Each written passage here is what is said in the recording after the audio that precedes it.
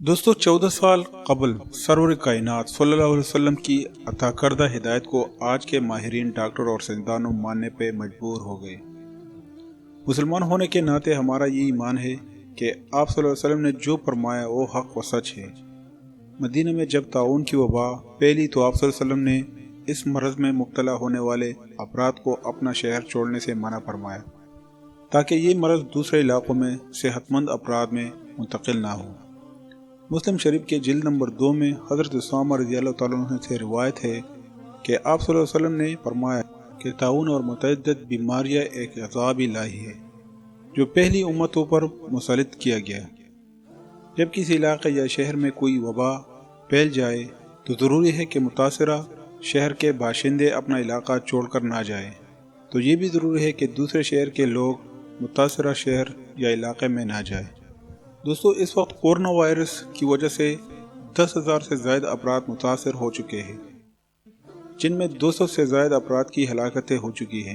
Corona virus کی وجہ سے 80% لوگ چین میں متاثر ہوئے ہیں، 20% لوگ دوسرے 21 ممالک میں متاثر ہوئے ہیں۔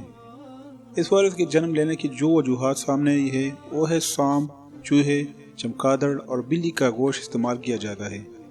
یہ وائرس ووہان کی گوشت کی مارکیٹیں سے آیا ہے جہاں پہ یہ سب بچا جاتا ہے۔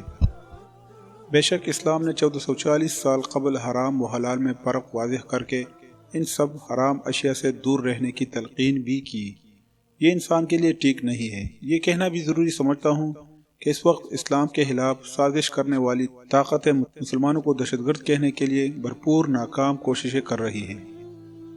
پوری دنیا میں نہایت مظلوم انسانوں پہ ظلم کے پہاڑ گرائے جا رہے ہیں، جن کی زندہ مثال کئی برسوں سے کشمیر، فلسطین، برما، شام، چین اور بھی کئی ممالک میں مسلمانوں پہ ظلم تشدد کیا جا رہا ہے۔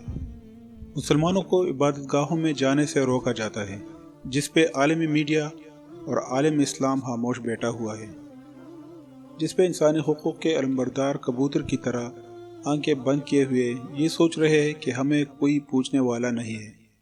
این وقت خالق کائنات نے اپنی بے آواز لاٹھی چین میں کورونا وائرس کی صورت میں نازل فرما کر دنیا کو خبردار کر دیا ہے کہ دنیا کا نظام چلانے والا بھی موجود ہے، جس نے یہ کائنات بنائی ہے، جس کی نظر سے کائنات کا ایک ذرہ بھی اجل نہیں ہو سکتا۔